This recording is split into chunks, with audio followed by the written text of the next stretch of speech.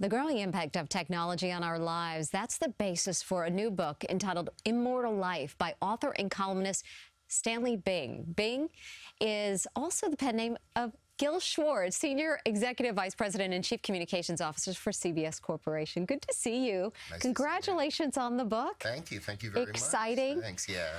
You know, it really is fascinating to read because it explores the science of the implications of digital immortality, Right.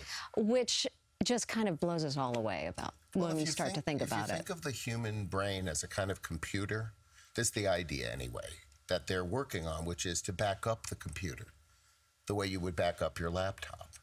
And then once you've backed up the brain, the consciousness of people, you're like just a few steps away from preserving that in the cloud. And then as long as you find a good host for it later, you can live forever. Wow.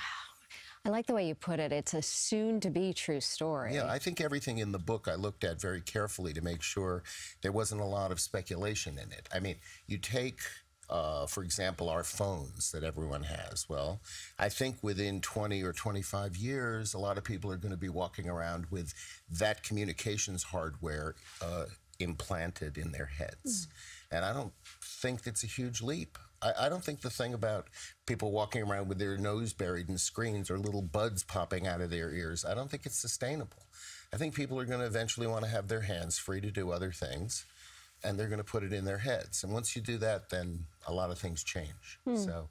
So you're really talking about the future of mankind here. Yeah, I think we are.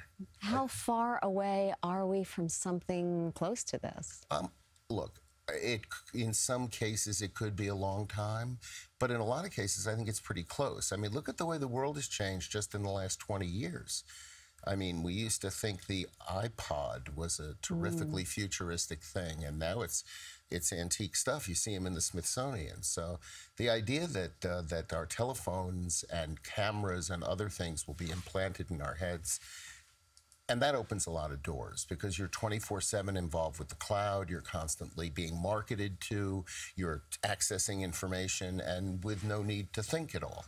It's a riveting novel. Congratulations on it. Immortal Life, published by Simon & Schuster, a division of CBS. It's good to have you here. Thank you so much.